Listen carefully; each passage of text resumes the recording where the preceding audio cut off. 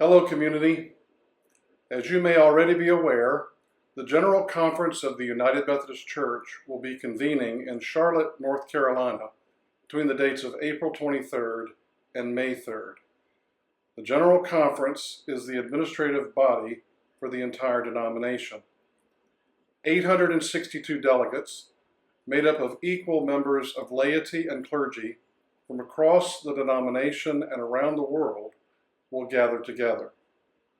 Our clergy colleague and friend, McGray de Vega, lead pastor of Hyde Park United Methodist Church in Tampa, Florida, will be a delegate to this year's conference, and he explains the work of the conference this way.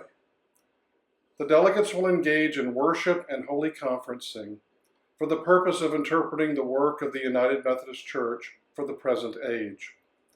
Delegates will consider hundreds of petitions and make a wide array of decisions guiding the denomination in its allocation of resources, its position on major issues, and its priorities for ministry.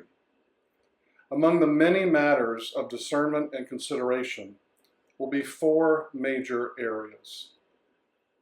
A revision of our social principles in order to speak into contemporary issues in ways that are globally relevant and biblically based. A reduction of the denomination's overall budget to maximize resources for local churches to do the work of making disciples. Regionalization of the denomination's structure to allow the United Methodist Church to minister in the most effective ways in different international contexts, and the removal of prohibitive language and policies in order to reduce the harm done to LGBTQ individuals found in paragraphs 161C and 161G. On the issue of regionalization, I turn over to Pastor Ben. Thanks, Kelly. So regionalization is something that we talked about several months back when we were having our small group discussions.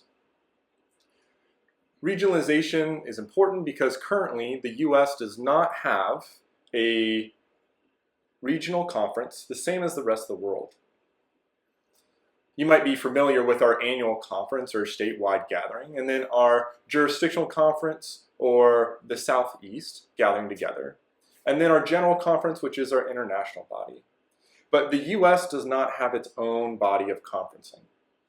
This ends up creating challenges because when we gather as a worldwide church, everybody has to come together and take care of the business that's in the U.S. first before we take care of our international business together. In contrast, in different areas around the world, such as areas in Europe or the Congo or the Philippines, they have their own regional conference where they can take care of things that are particular to their area and particular to their context before coming to the international conference where we take care of worldwide business. With this regionalization, we would be looking at creating 8 regions around the world, one of them being the U.S., so we can have time to do our holy conferencing work together.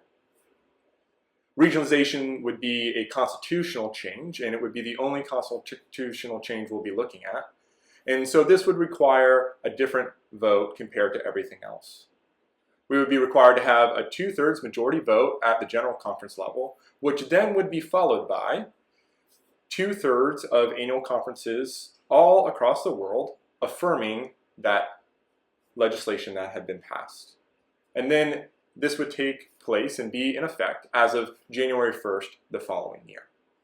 Now back to Pastor Kelly to talk a little bit more about the finances of our worldwide work. Thank you, Ben. So in regards to the reduction in the denomination's overall budget, finance will be reduced to $345 million, which represents a 43% drop since our general conference in 2016. And this is being done to reduce the burden on the local church and to keep a focus of the ministries on each local church. Again, none of the issues that you might hear about coming out of General Conference should be new to us, as we've had those discussions with you together in small groups over the last year or so. But we're also aware that news of decisions may present some confusion or in fact may be incorrect. And so Ben and I stand ready to answer any questions that you might have, either regarding procedures or decisions that were made at General Conference. And if you have any questions, please do not hesitate to ask one of us.